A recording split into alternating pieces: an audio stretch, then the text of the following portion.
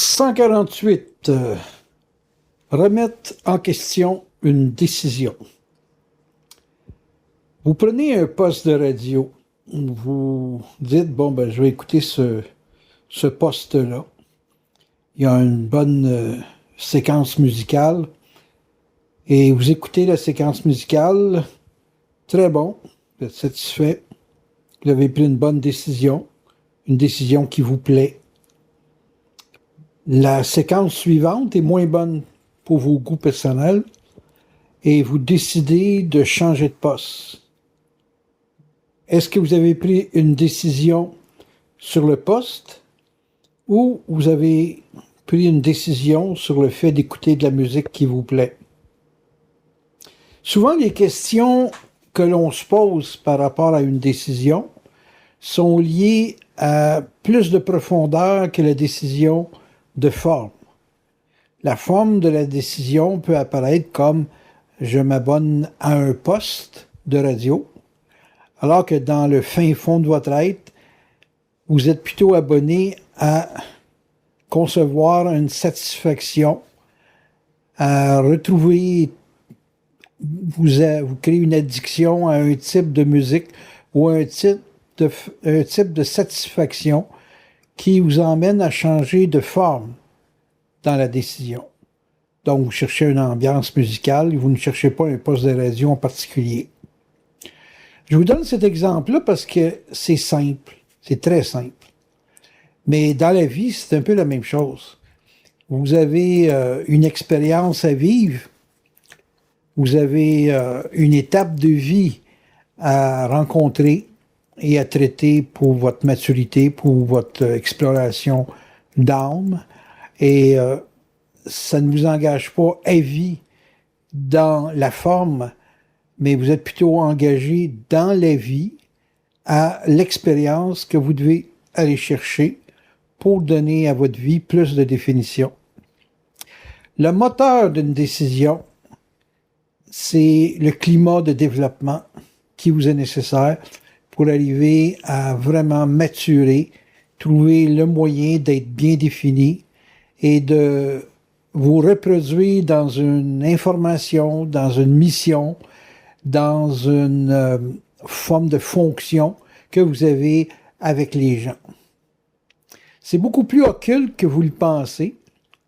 C'est ce qui fait que vous prenez beaucoup de décisions sur la forme et que vous êtes exposé à changer de direction dans cette même décision, parce que les différents contours de votre fonction, les différents contours de votre mission avec les gens changent dans leurs besoins, changent dans le traitement que vous avez à faire dans la communication. Vous êtes obligé de vous adapter à une nouvelle façon de penser, souvent des gens, et de vous adapter vous-même à des changements, des mutations sur les prises de conscience que vous faites. À chaque fois que vous faites des prises de conscience nouvelles, ben, inévitablement, ça risque de changer votre traitement de l'information, le comment vous pensez pour pouvoir décider de telle ou telle façon. Et vous avez à ce moment-là des changements de comportement, des changements d'attitude et conséquemment des changements dans le processus décisionnel. Moi-même, j'étais exposé dans ma propre vie à l'époque où j'étais dans l'expérience de la vie de couple. Je me disais, tout le monde doit avoir un couple. Eh oui, jusqu'à temps que je divorce, jusqu'à temps que je me réessaye à me remettre dans une structure de couple et à voir que, comme m'a déjà dit une de mes bonnes amies, tu sais, une vie de couple, c'est un consentement mutuel, hein? C'est pas juste un qui décide pour l'autre du comment ça doit se faire ou comment ça doit fonctionner. Elle n'avait pas tort dans toutes les situations. J'aurais aimé ça pouvoir décider un peu plus.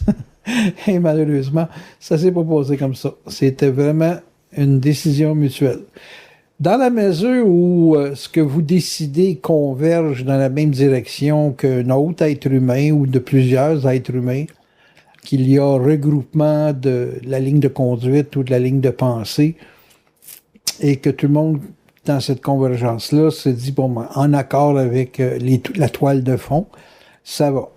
Moi, j'ai adhéré à la psychologie supramentale où les principes de fond, c'est la pensée vient d'ailleurs, c'est pas nous autres qui pensent dans le sens égoïque du terme.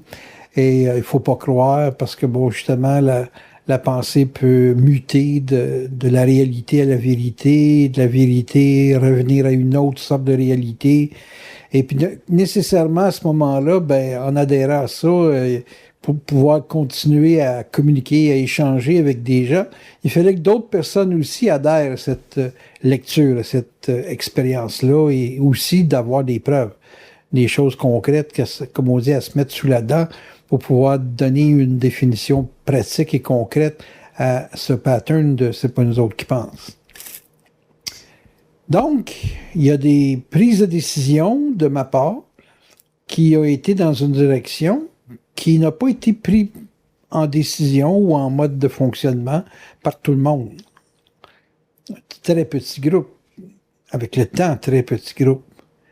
Mais probabilité pour 1 millier de personnes, 2000 personnes. Probabilité, j'applique sur le mot probabilité parce que les gens ont été curieux de cette approche de mode de vie, ni plus ni moins, mais n'ont pas nécessairement pleinement adhéré à ça et conséquemment ont décidé de maintenir une compréhension de la vie dans le sens de non, c'est moi qui pense, c'est moi qui décide, c'est moi qui est victime, c'est moi qui est le super héros de l'événement ou de la situation dans laquelle je m'implique. OK, fine. Si moi je décide d'adhérer à une ligne de conduite différente, il faut que je me fasse ma propre structure de preuve, ma propre dynamique de perception. Et c'est ce que j'ai fait pendant 40 ans. Aujourd'hui, je peux dire que, bon, ou bien je suis profondément accroché, ou bien j'ai réussi à me donner une base assez concrète à la ligne de pensée, et que, non pas que je ne décide pas autrement, mais les preuves m'ont donné la chance de me créer une certitude qui me stabilise dans ma décision de traiter un mode de vie sur la base de c'est pour moi qui pense. Est-ce que je suis fixe? Oui, je pense qu'aujourd'hui, je suis trop vieux pour en changer. Est-ce que l'usure d'une personne dans un processus de décision peut l'emmener à se créer des habitudes telles qu'il n'est plus capable de changer de décision? Oui, c'est une approche qui est réaliste. Oui, effectivement, une personne peut s'habituer, si on peut dire ça comme ça, ou se cristalliser, le mot serait meilleur, se cristalliser dans un comportement et en arriver à dire, ben non, moi, j'ai pas le goût de changer je changerai pas de religion, je changerai pas de parti politique, je changerai pas des habitudes de vie parce que j'ai trop investi là-dedans. Trop investi dans la famille, trop investi dans le couple. Je peux pas donner une possibilité à ce que ce soit différent. OK. Mais là, dites-vous bien que c'est pas parce que vous pouvez pas changer votre décision. C'est parce que vous êtes cristallisé. Ce qui ne veut pas dire qu'il n'y a pas de bonne valeur ou de bonnes possibilités ou qu'il n'y a pas une approche différente comme telle. Les mutations dans les cultures sont les mutations qui sont accordées à une culture qui influence un ensemble d'individus et dont l'ensemble d'individus en fait pratiquement une religion. Je pense à des musulmans, puis à des catholiques ou quoi que ce soit, pour remettre tous les gens dans un processus de volonté de regarder une décision différemment. Il faudrait refaire toute leur enfance, il faudrait refaire tout ce qui a été un brainwash, un lavage de cerveau pendant des années.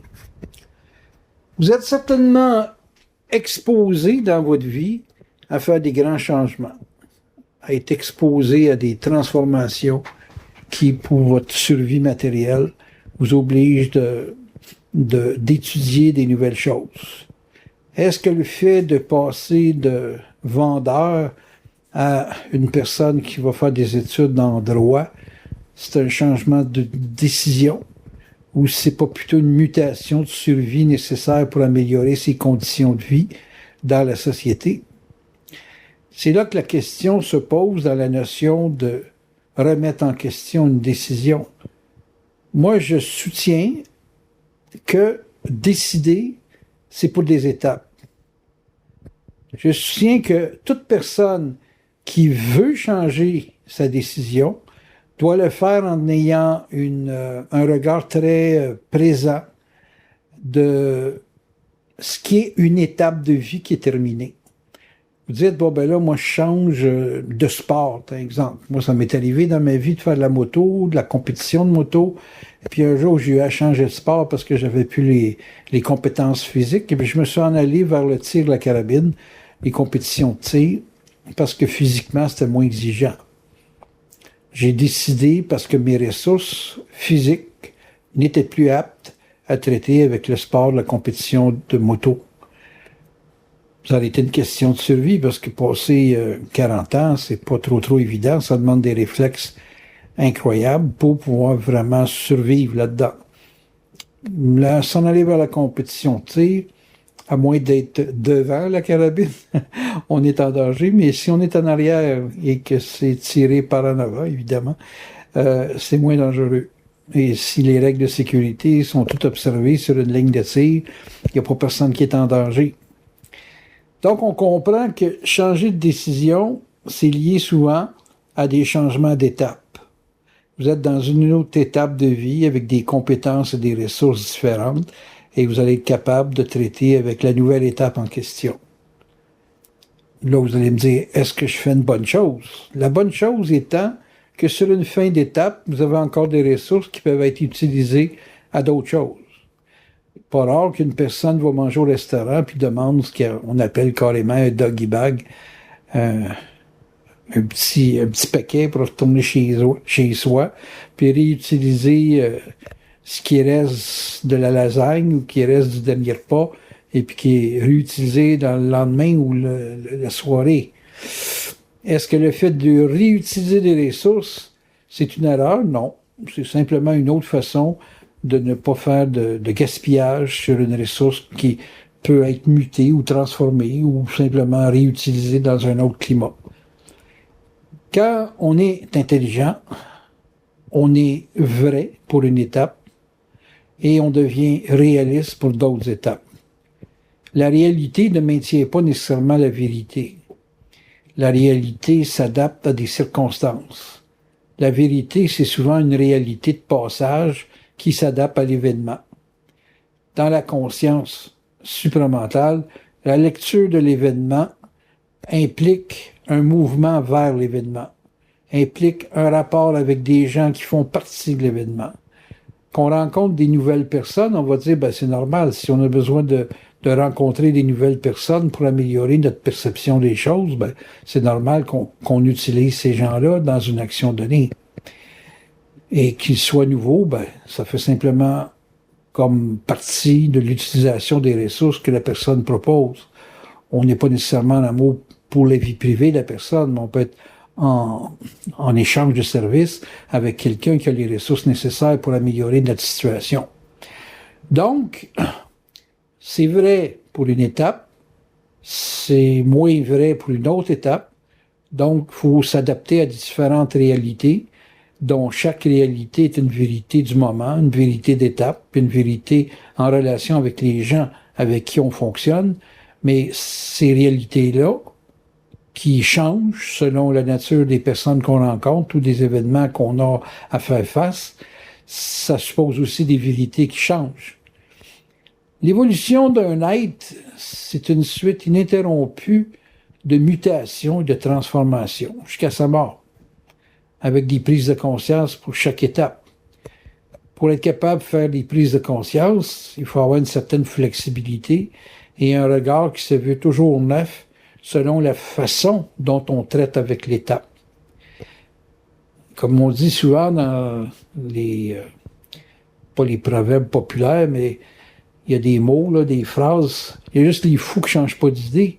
Ben, la notion de changer de décision, c'est justement pour garder un esprit sain et une intelligence vive, parce que changer d'idée, souvent, ça vient avec le fait qu'on change d'idée pour avoir une décision qui varie. Est-ce qu'on est moins intense parce qu'on change de décision? Non, parce que c'est une question d'électricité. Je veux dire, l'intensité de l'événement va nous propulser dans un processus décisionnel qui est selon le besoin. Vous pouvez prendre une décision quand vous êtes dans le trafic qui n'est pas la même que quand vous êtes sur une surface extrêmement glacée, même si vous êtes tout seul dans votre auto. La variation de votre prise de décision dans la conduite du véhicule dépend de l'événement, dépend de la situation, dépend des ressources aussi que vous avez. Donc, vous pouvez changer d'idée souvent par rapport à une forme de conduite. Je freine, j'accélère. Tout est varie en fonction de l'événement. Bon, ben, prendre une décision, c'est comme un peu comme prendre le volant d'un véhicule puis d'accélérer avec le véhicule pour se rendre à une place. Et puis, à un moment donné, on change notre décision parce qu'on freine. On est obligé, à cause de l'obstacle, de freiner. Donc, l'évolution d'une vie, c'est une suite ininterrompue de changements et de mutations qu'il ne faut pas moraliser, qu'il ne faut pas regarder sur la base de dire, bon, moi, je suis instable. Si vous êtes instable, étudiez votre instabilité comme un comportement et est-ce que vous êtes capable d'intensité? Est-ce que vous êtes capable d'être assez électrique pour être considéré une personne concentrée sur ce que vous avez à vivre ou à faire? Je pense que dans le processus décisionnel, ce qui est le plus important, c'est pas tellement l'objectif en soi, comme le comment on le vit. Fait que même si on n'a pas les résultats voulus, si on a agi avec intensité, si on a donné le maximum de soi dans la décision, même si on doit éventuellement, à cause des événements, changer la direction de notre décision, ben, si on conserve toujours cette même intensité, cette même engagement dans l'action, y a pas, moi, je pense pas qu'il y ait de problème à ce moment-là. Donc, vous êtes une personne intelligente, vous êtes une personne en mutation, donc vous êtes une personne en changement. Le point qu'il faut comprendre, c'est que l'esprit, en principe, c'est du mouvement. Mais qui dit mouvement, dit changement de place, changement d'événement, changement de situation. La chose qui nous raccroche dans l'âme, c'est le temps, qu'on n'a pas dans l'esprit. Le temps, évidemment, ça suppose d'être le plus longtemps possible dans une étape, dans une ligne de conduite.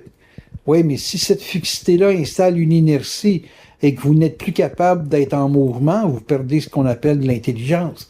Vous perdez une capacité de vous adapter, une capacité de vous engager dans d'autres étapes de vie qui peuvent être fondamentales pour vous, pour des prises de conscience éventuelles. Prise de conscience exige une subtilité, exige une sorte de capacité de regarder avec plus de profondeur. Mais pour ça, il faut pas être pris dans le temps, il faut pas être limité dans le temps. Faut ne pas donner au temps une plus grande importance que ce qu'on donne à un mouvement. Le mouvement est plus important que le temps. Ce qui ne veut pas dire qu'on ne doit pas passer du temps.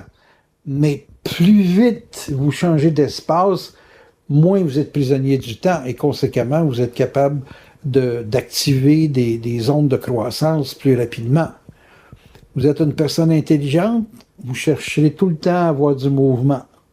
Si vous êtes une personne qui est liée au passé, au temps, vous êtes des gens plus faciles à astraliser et à fixer dans des vérités. Et considérant ça, à nier des réalités. Parce que la réalité est étape, et des étapes. La vérité, c'est vouloir fixer une étape le plus longtemps possible. Vous pouvez voir les dégâts que ça peut faire pour une personne qui a à s'adapter. Et vous pouvez comprendre aussi qu'il y a des gens qui deviennent handicapés sérieusement au changement. Donc, là, ils doivent s'adapter, ils sont pas capables. Le changement ne pouvant pas se faire, ben, ils sont éjectés de milieux, de groupes, sont éjectés même de la vie, et puis même le corps va les rejeter en quelque part. Donc, c'est très, très important de comprendre que le mouvement, c'est un bénéfice. Le temps, ça peut naître un autre pour d'autres raisons, mais qui ont tendance à fixer et à installer des comportements qui ne sont pas toujours à l'avantage de l'individu si celui-ci doit traiter avec une collectivité qui est en mutation. On va dire souvent que les vieux s'adaptent mal aux jeunes, puis ils n'ont pas tort non plus. Mais pour qu'un jeune puisse vouloir s'adapter à un vieux, il faut qu'il trouve son avantage. Mais il n'a pas nécessairement investi le temps dans un domaine qui justifie le phénomène ou l'avantage que le vieux a, lui, justifié. Donc, le vieux a pris des décisions, il en a tiré un bénéfice que le jeune n'est pas capable de reconnaître parce que son époque a changé. Donc, c'est intelligent pour le jeune d'avoir une autre perception, donc une autre vision du futur que le plus vieux qui, lui, y a trouvé son avantage, mais n'a pas été capable de s'adapter à ce que le jeune va proposer comme solution dans le futur. Sur ça, ben, on passe aux questions.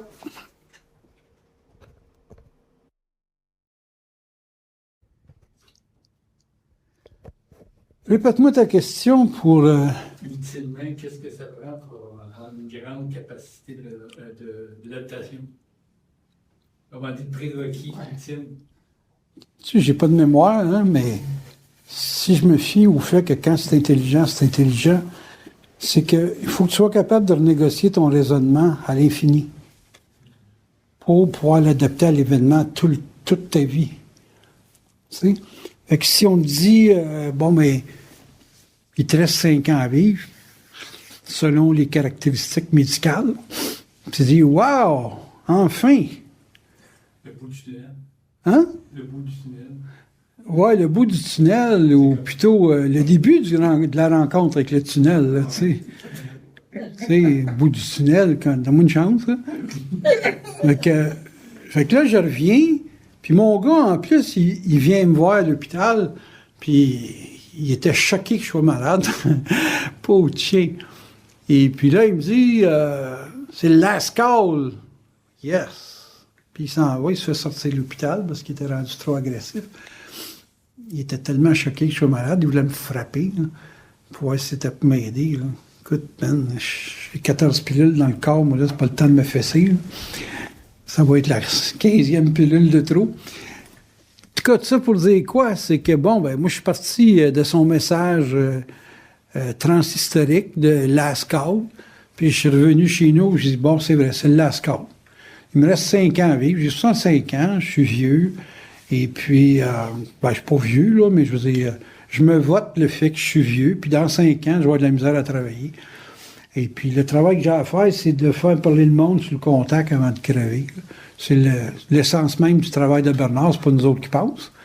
C'est de faire la preuve aux gens qui sont capables de faire la différence entre ce qui est astral dans leur être, puis de ce qui est de la conscience, donc le double, pour pouvoir confronter l'astral. Fait que je dis, OK, 5 ans.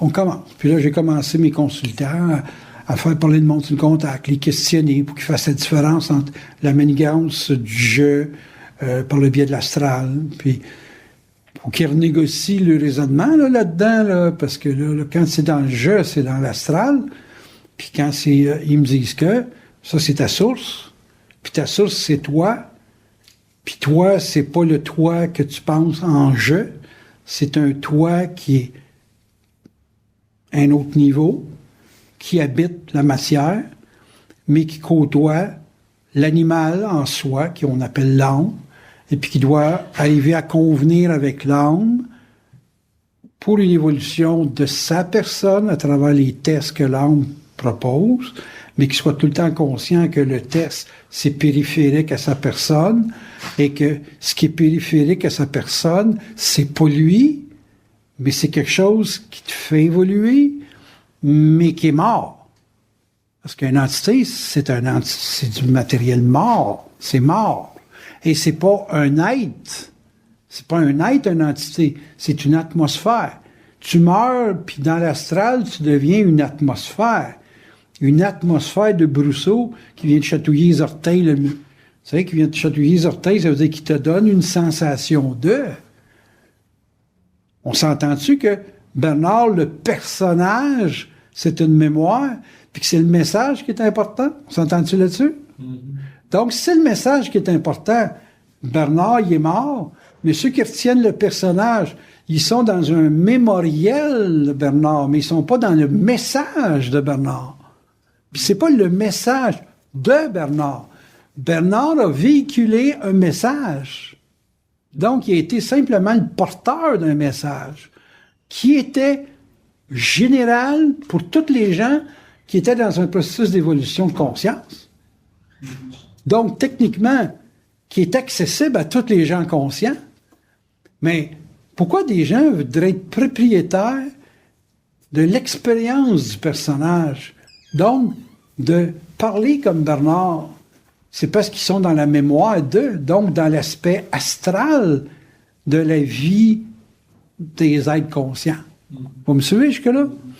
Donc, l'évolution des gens, c'est d'être des porteurs de messages, et l'intelligence qu'ils sont supposés être capables d'avoir accès a l'objectif de porter un message. Peu importe si c'est à 1 personne, ou à 2000 personnes, ou à 50 000 personnes. Mais tant et aussi longtemps que tu vas donner l'importance à ton personnage, tu vas donner l'importance à des personnages, pas sûr que tu vas être capable de pogner le message, moi, là. C'est quoi le message de Jean Lapierre? C'est-tu Jean Lapierre?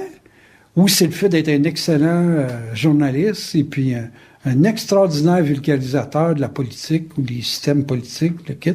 C'est ça le message. Il y a plein de monde qui peuvent... plein de monde. Il y a bien des gens qui peuvent le faire à sa façon, mais sans être Jean Lapierre puis sans essayer de le copier non plus. Tu me suis jusque-là? Donc, ta question initiale, c'est... C'est quoi le prérequis pour être capable d'être adaptable à toutes les conditions? C'est que tu es capable de voir que tu es capable de t'adapter à n'importe quelle condition si tu n'es pas dans un raisonnement et dans un personnage de vie. OK? Si moi, je suis dans un personnage de Ménard, je vais me baser plus sur le astrologue que sur l'intelligence d'utiliser l'astrologie. C'est l'intelligence d'utiliser l'astrologie, c'est d'avoir des points de repère que, bon, oui, c'est un fait, j'ai la chance de bien connaître les mécaniques astrologiques, mais c'est des mécaniques qui s'adressent à l'ego, qui expliquent l'animal, mais qui n'expliquent pas la conscience. Mon travail réel, moi, là, c'est de faire parler le monde sur le contact. J'ai commencé ça avec les consultants, puis fuck, c'est assez surprenant. Qu'est-ce que je vais chercher des roches, là? Tu sais, des gens là, qui sont convaincus qu'ils sont dans un raisonnement. Là. Tu connais Madeleine? Elle n'est pas là à soir parce qu'elle est tellement sur le contact qu'elle n'a plus besoin de ça. Elle peut se permettre de prendre des vacances. Disons, si je voudrais véhiculer le message de Jean Lapierre, disons, je serais capable d'être impartial dans mes réflexions politiques, si tu veux. Ouais. Si je suis pas, ça veut dire que je donne plus d'importance à mon image de journaliste que d'autres choses. Voilà. C'est un peu ça. Oui, c'est ça. En plein ça.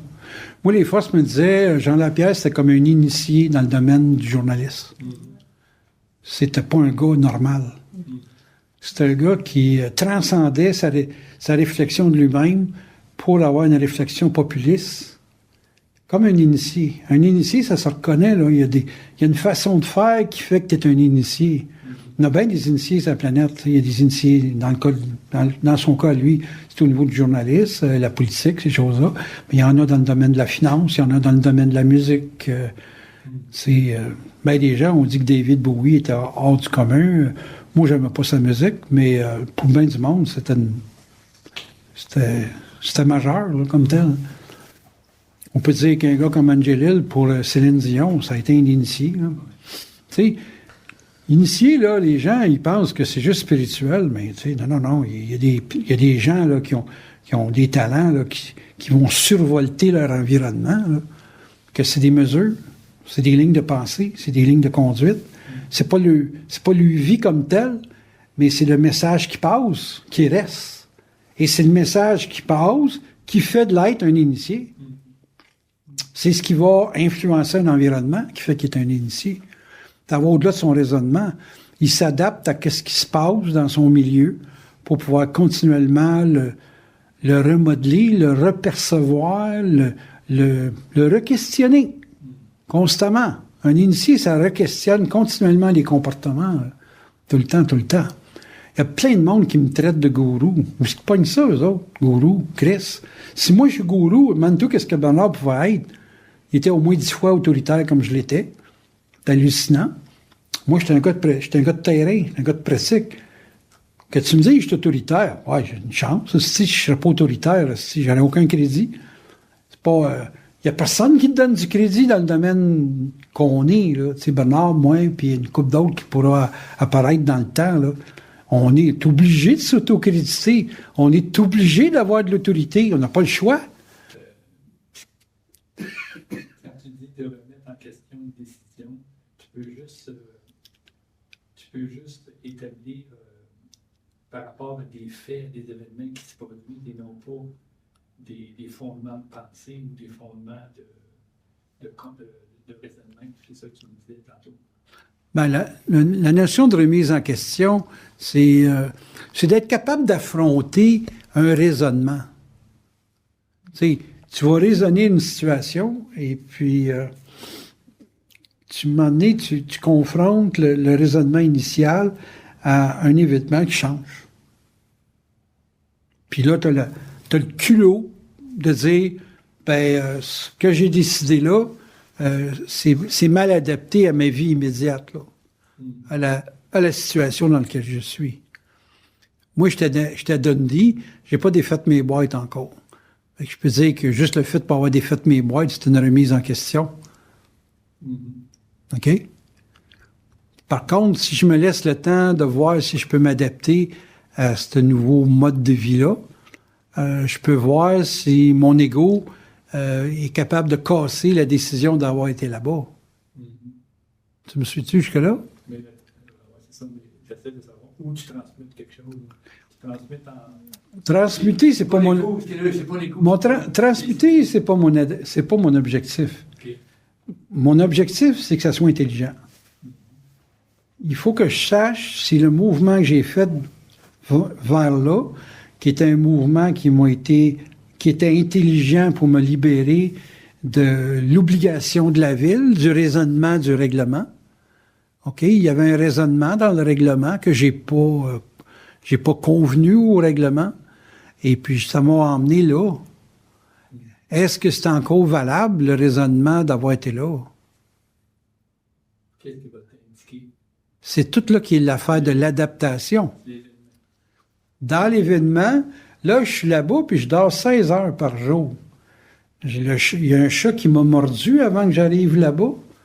OK, j'ai dormi 2 nuits, puis il a fallu que j'aille à l'hôpital pour me chercher des antibiotiques, puis ils m'ont gardé. Fait que j'ai pas pu dormir à Dundee avant fin février, parce qu'ils m'ont obligé à dormir à Saint-Jérôme, à l'hôpital. Pas eu le temps de savoir, moi, puis ça fitait là-bas. OK? Puis là, ils m'ont découvert 56 bébelles qui justifient le fait d'aller là-bas pour dormir 14 puis 15 heures par jour. Ça doit faire baisser ma pression, ça, de dormir de même. L'adaptation, il faut quand même que tu laisses à l'événement le temps de s'exprimer. Là, je les regarde aller. Hey, j'ai 10-15 chats tous les matins dans mon lit, moi, là. Je dis, pas bien, tu penses? Je suis au chaud tout le temps. La maison était mal chauffée, mais pas dans mon lit. Dans mon lit, c'est qui faisait chaud. C'est le fun. T'as pas de restaurant. J'ai dit, wow, ça me coûte peut-être plus cher de gaz de venir à Laval, mais ça coûte bien moins cher de gaz parce que j'ai pas de place à aller, j'ai pas de restaurant à faire des dépenses. Tout au bout, le gaz est moins cher là-bas. Tu sais, c'est comme, bon, ben, OK. Là, puis les lignes sont à 6 minutes de chez nous. Le poste frontalier de Dundee, j'ai pas exploré ça encore. Tu sais, je regarde ça pour l'année prochaine. Tu sais, c'est comme, laisse à la vie la chance de te faire voir qu'est-ce qu'elle a à t'offrir, puis tu verras après. Peut-être qu'à un moment donné, la décision d'y avoir été, elle va être réversible. Mais là, à date, là, quand je regarde là, le rapport qualité-santé, et non pas qualité-prix, mais qualité-santé, ça a bien du bon sens. Pas mal relax quand je me lève. Celui à 4 heures pour le midi, 3 heures, je sais pas trop, en tout cas dans ce coin-là. Puis là, ben, petit café en passant au dépanneur. un autre petite soupe en passant chez Tim Hortons, qui est à 1 heure de chez nous. Puis, tu sais, on arrive ici, il y a du trafic, t'es pas nerveux. 98,5, t'as les nouvelles, le trafic, pout. C'est le fun, t'es dans la civilisation aussi. T'es entouré de tout ça, le monde. Tandis que quand t'es en ville, puis t'as du trafic, tu capotes, man. Ah, maudit, je vais être en retard. Là, t'es pas en retard de rien. J'ai même été au Mirage, dans mon casier. Hey, on relaxe, Max. J'ai même pas installé mon computer. Je veux pas me stresser. Je peux pas changer ma décision parce que je laisse à l'événement l'occasion de me faire voir qu'est-ce qui est intelligent. Pas moi qui décide que c'est intelligent. C'est l'événement qui va me démontrer que c'est intelligent. Toi, tu as décidé de te mettre dans un pic de montagne. Chris, pas tout le monde qui a le goût de monter rocheuse pour aller chez eux, là. Toi, oui, tu as décidé ça. Bon, tu as dit, moi, je suis sûr que je vais être en forme toute ma vie. Ouais, tu as bien raison. Ben moi, j'ai un escalier chez nous qui va me forcer à être en forme jusqu'à ma mort. Puis si je suis pas en forme, je vais descendre l'escalier pour aller finir ma vie en bas de l'escalier. Elle tapé quand Christ le jeu, man. Fait que, tout ça pour dire que c'est bien arrangé. Le gars des vues t'arrange bien ça. Si c'est pas toi qui penses, c'est eux autres qui font que tu dépenses. Puis c'est aussi eux autres qui font que les événements se placent dans ta vie pour qu'il se passe quelque chose. Moi, le chat me mordait pas. J'aurais jamais su que j'étais diabétique, que je faisais de la haute pression, que j'avais une valve au cœur qui fermait mal, puis j'avais une insuffisance rénale. Puis là, j'ai pas checké mes yeux, là, l'ophtalmologiste, parce que je trouvais que j'avais ma dose de mauvaises nouvelles. Ouais, de mauvaises nouvelles, l'autre 30 000, puis tu sais, écoute, ben, c'est clair que être mort vivant, c'est à peu près pareil. Fait que je dis, bon, j'accepte ça, moi, là, puis je m'adapte à ça. C'est sportif, ma vie, moi, là. Tu sais, c'est très sportif. J'ai un témoin que je traîne à peu près dans tous les événements. Puis elle, dernièrement, a signé comme témoin que, bon, Ménard faisait le fou, là. Tu sais? Puis elle va suivre ça, là. Tu sais, elle va dire, bon, ben, comment ça va se passer dans 2 ans? Tu sais? C'est fine. C'est pas la vie d'un ego normal. J'ai jamais dit que j'étais normal, mais là, c'est clair que je suis pas normal. C'est clair que j'ai pas une vie normale, puis c'est clair que d'emmener le monde à vivre du même virus que moi, c'est-à-dire être sur le contact, ça risque d'être le fun. Non seulement je ne serais pas normal, mais je vais en créer du monde anormal. Du monde qui sont sur le contact. On s'entend-tu que c'était normal par rapport à un environnement de planète qui est purement dans l'astral puis dans l'ego? Vous voulez vivre... comment ils disent ça? Engagez-vous dans les forces. Hey! C'est moi qui engage. Youhou! Viens me voir. Viens me voir. C'est sérieux, ça va arrêter en tabarnak. En privé comme en groupe. En privé, ça coûte plus cher, c'est tout. C'est la seule différence. Moi, vous brasser le coco en nasty, vous allez trouver ça drôle. Hein? Puis ceux qui veulent pas grave, ça verra dans une autre vie. Une, là, j'ai fait peur, là. Alors, moi, là, non, on n'a pas le goût de vivre ça. OK, fine, pas de trouble. Mais moi, c'est là que je m'en vais, là. J'ai 5 ans, là. Mon objectif, moi, c'est d'emmener quelqu'un à voir clair entre ce qui est son aspect astral de vie, là, qu'elle a ce petit contrat qu'elle a avec l'astral, pourquoi qu'elle a un contrat avec l'astral, puis versus qu'est-ce que son contact est capable de faire vivre pour pouvoir s'adapter dans ce monde-là. C'est ça que je vais faire dans les prochains 5 ans. Là, tu te dis, ouais, mais t'as lâché ça dans les années passées parce que tu disais que ça brossait trop. C'est sûr que quand les médecins te font voir que t'es malade comme un chien, t'as ci, t'as ça, t'es prêt à mourir. Moi, le dernier que j'ai vu, Hoffman, là, il dit, gars, il dit, t'as plus de sensibilité à telle place, et puis ça, je dis, c'est quoi ça? Il dit, ça, c'est la gangrène garantie, les yeux doivent être atteints à 100%, tu vas être aveugle, puis, oui, tu as une chaise avec ça? Je vais prendre ce qui me reste, moi, là, puis on va faire du dégât avant de m'en aller. Le dégât était d'emmener l'astral à se morfondre parce que j'étais encore en vie. Ouais, du fun. Du fun, à ce soir, moi, là. Vous autres, vous avez toute peur de mourir. Puis moi, ben, j'attends que ça se passe. Savez-vous qu'est-ce qui est la plus grande conquête de l'âme, de l'astral? La plus grande. La conquête de l'astral? Où l'astral gagne tout le temps. Dans votre peur de mourir. Ouais, c'est l'ultime crainte de vie. C'est ça. C'est quoi? L'ultime crainte de vivre. C'est ça. Puis, votre contact, c'est la vie. Fait que quand il réussit à vous faire peur avec la mort, il gagne sur l'esprit. Là, c'est merveilleux. J'ai plus peur de crever. Je suis déjà mort. Hey! Comment ça avoir un gris de party avec l'astral, moi, là? Comment dit, tu es capable d'absorber le scénario le plus noir possible. Et voilà. Et voilà. Qui, pour moi, va être une libération. Parce que mourir... Écoute, j'ai failli perdre mon bras, là, OK? Et puis quand ils m'ont gelé ça, là, puis que j'avais plus de bras, parce que j'étais gelé d'ici au bout de la main, ils m'ont sorti, en faisant un petit trou ici en haut, là, ils m'ont sorti une canne de Pepsi de pu du bras. La fille a dit, on poussait sur ton bras, puis ça giclait par le trou. Puis le médecin, il n'avait jamais vu ça. Il dit, une morsure de chat avec une intoxication à ce niveau-là, il dit, j'ai jamais vu ça. J'ai encore la main qui peut pas fermer facile. Sais-tu que quand la fille est arrivée, m'a donné le lendemain, puis elle dit, on a sauvé ta main, puis peut-être même ton bras. J'ai dit, c'est pas ma main qui t'a sauvé ma vie. Non, ça fait même plus partie de mes objectifs de vie, ça. Plus rien qui m'intéresse au niveau de la sensation. Tout m'intéresse au niveau de l'esprit pour les prochains 5 ans. OK. C'est ça ma vie. À cause que j'ai été dans un hôpital puis j'ai vu de la misère humaine. Est-ce qu'il y a de la misère humaine là-dedans? C'est hallucinant. Petite fille de 12 ans qui était à côté de sa mère qui avait une tumeur au cerveau. Puis qui l'a veillée toute la nuit en disant, je sais pas combien de temps qu'elle va vivre. Hey, c'est bien pire que ma main, ça.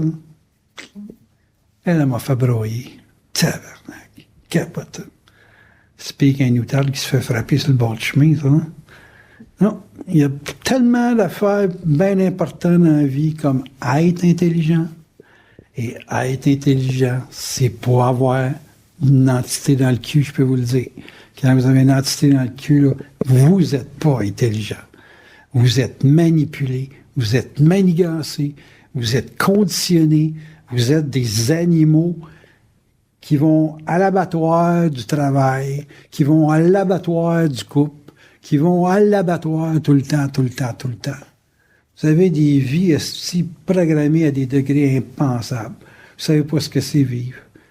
Et là, vivre, on va en parler dans le prochain sujet, là, l'engagement. Vous allez comprendre que vous engagez avec votre esprit puis vous engagez au niveau de l'âme, c'est 2 mondes complètement différents. Complètement différents.